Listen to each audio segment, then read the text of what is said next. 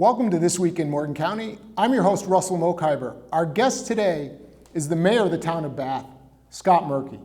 Thanks for coming in, Scott. Thank you. Thank you for having me. A big issue this week is the demolition of the building on Fairfax Street, destroyed by fire 4 months ago now. April 27th. April 27th. People upset, especially the businesses on Fairfax Street, because the street has been closed off for 4 months now. It's hurt business. It's hurt the town. What's the status of the demolition? The status right now is we are taking the third floor off. They're working as we speak right now. Hopefully, middle part, end of part of this week, we'll get the go-ahead from a structural engineer to go ahead and open the street back up and get traffic flowing again, all except for the sidewalk in front of the burnt building. Basically, what they're going to do is, that's first phase. Second phase is going to be they're going to go in, clear any asbestos that may be in that building. That's supposed to start next week, and then the following week. And then once that's done, third phase is to bring the building completely down and backfill. So the third floor will be taken down this week, and the street will be open next week? We're hoping by the end of this week. That's a big hope right now. We've got a structural engineer that's been hired just for the building, and once he deems it safe enough, once we bring that third floor down, he will is supposed to give us a letter stating that he deems it safe, and then once he does that, then we'll be able to open the street up, clean it. Fencing comes down? Fencing will actually go up against the building for now, because we're still going to have to use some of that fencing in the rest of the building to come down. So, what have you heard complaints from the businesses on Fairfax Street? Well, basically, the businesses on the west side of Fairfax Street, past the fire building, are the businesses that are really suffering due to the fire, because the street hasn't been opened. I just talked to one of the business owners. She's very upbeat about the business. She says, yes, my business has been hurt, but she said, I'll come through it. So she said she's here for the long haul. Just spoke with her 15 minutes before I came here. So, yeah, I'm encouraged. I'm encouraged that hopefully this week we'll at least get the roadway opened, except for that sidewalk right in front of the building. Why did it take 4 months to get the demolition started? Well, what happened was we had to deal with several insurance companies, structural engineers, people coming in, determining whether or not the building's on either side, what was going to happen with them when we brought the building down. I think the main holdup was they were trying to get everything together, and nobody was really coordinating it. We do have a fella that is kind of coordinating that whole situation now, that got everybody together, and he's done a really good job. So, but he says he doesn't want to be interviewed. He doesn't want any, he's just here to try to get the building. Who does he work for? The Lillards. He works for the Lillards, okay. The owners of the building. Of the owners of the building, yes. And the whole building will, so this week, open hopefully at the end of the week or next week, and then when will the whole building be down?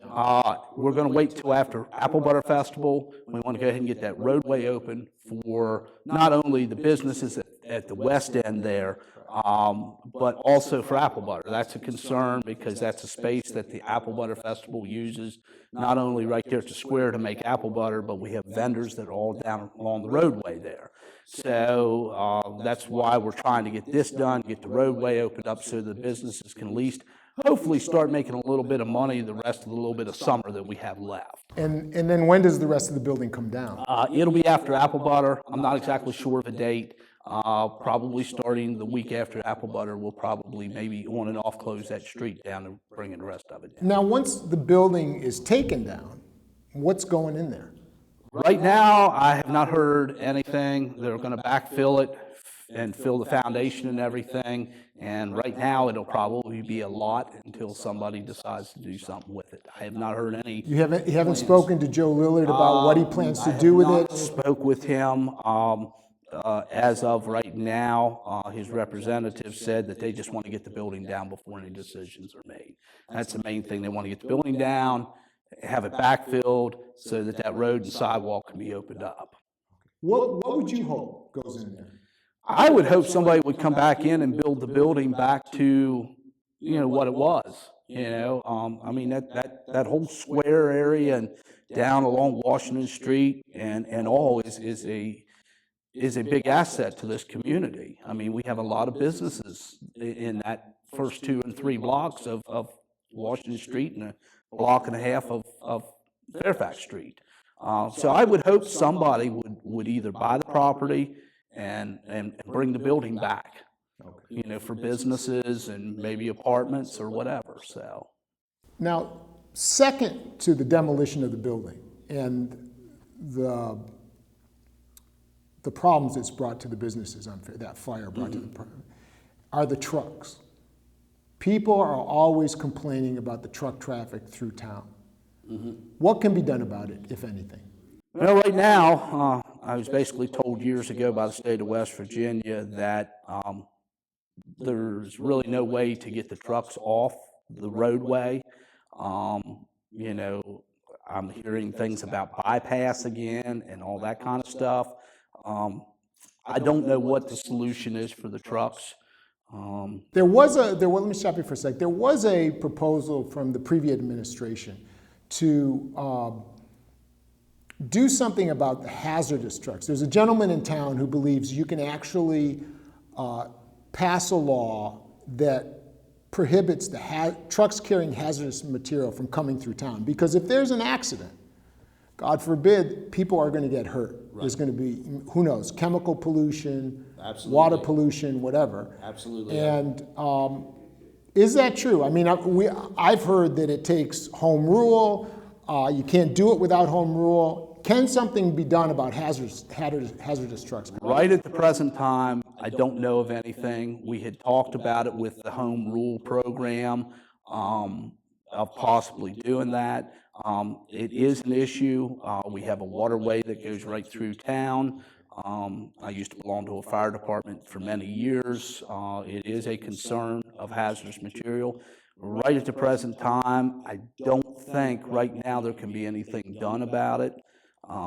It's the state will not ban trucks. Although there are some communities, and you've been on these roads, like the one down in Virginia. Yeah, the one Route 17, I think it is. 17 or something like that connects 66 and is it 50? 50, yeah. Right, and it's a street, or is it 7? It's Route 7. 7, okay. And there's a stretch of roadway about 10 miles there where wealthy people live, and they got in touch with the state and say, get these trucks out of here, and they did.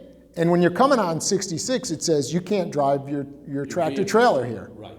And same on 7. Yep. So that is, and it's heavily enforced. Cops are always on that road. Yes. Why couldn't something similar be done for 522 here? Well, you got to get the state on board, and the state's not on board. Basically, they proposed years ago. We'll make a toll road. I don't know I know you probably heard about that. They wanted to make a toll road. I'm not in favor of a toll road, number one, for our business community. That would kill our business community if somebody had to come across the bridge out of Maryland into West Virginia or vice versa from Virginia in and had to pay a toll to use the road. That is one thing that I spoke out about 6-7 years ago, and I kind of got in a lot of trouble because, I wanted the trucks off the roadway, except the local truck drivers. Of course, local truck drivers, if they live here, if they're delivering here, that's the exception.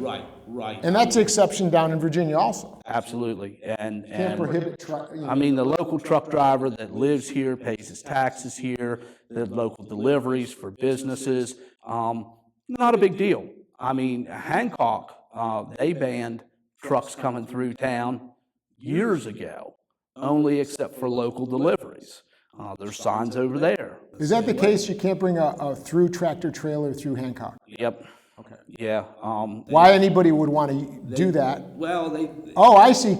If you're coming to 522 South, right, use it as a shortcut instead of going the extra 2 miles. and then we had a lot of, they had a lot of truck traffic over there, so they actually made an ordinance, trucks over a certain weight could not come through town. How come they can do it and we can't? I'm not sure. I'm not So sure. that's something to look at. That's something we need to look into. I mean, I've basically, right now, since I've taken over for the last 2 months, been dealing with the demolition of that building down there. That was my first priority before doing anything else, to get that section opened back up. So, All right. Well, another possible solution that's on the board is a bypass. How do you come down on that? I've got mixed feelings about the bypass. You know, a lot of business owners have said that they're going to lose a lot of business. You know, 90% of the vehicle or traffic, truck traffic, they're not stopping in our town. They may stop out at Morgan Square where they can turn around and get out easy, get in easy. I think this is a destination, a tourist destination that people actually look up and they say, hey, that looks like a pretty cool place to go to. Let's go one weekend. They fall in love with the town of Bath, Berkeley Springs area, and they continue to travel here. And I think that's where we're getting a good amount of our business. I've got mixed reviews on the bypass. Honestly, personally myself, I don't think I'll ever see it in my lifetime. Maybe my grandchildren may, you know. If there's an alternative, though, it would be preferable to the bypass. If there's a way to get the trucks off without a bypass and displacing all those people and spending all that money, that would be preferable, correct? Right. I mean, if we could figure a way to require them to go down 70 to 81 to go to Winchester, that would be the preferable thing.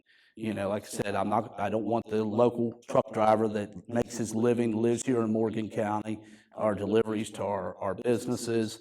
Trucks like that are more than welcome, you know, if they're delivering into our community, or if they live and drive tractor trailer. I don't care if they come through here 100 times a day, you know, but preferably I'd like to see the trucks go down 70 to 81 to Winchester. Now, you live in town. Yes. What's the impact of the truck traffic on your life? Well, I mean, we have truck traffic. It doesn't matter what hour of the day or night there is. I've walked around this community 1, 2 o'clock in the morning, and we got trucks coming through town. You know, today, I mean, trucks coming through town. It's become a reality. And it's used as a shortcut, right? A bypass, basically a bypass. You know, we don't have any scales from here to Virginia unless we have the fellow that enforces and pulls them over, which, you know, he's operating all around the state. He's not here 24 hours a day. You know, I think if we had some type of scale, you might see some of these trucks go a different route, because I think some of them are trying to get past scale houses. They're making a shortcut through. You know, like I said, I want to make sure that everybody knows that I'm not against the local truck traffic. I'm not against, you know, the local. Let's continue. We're going to end this first segment now and get back with a couple more issues, and we'll be right back.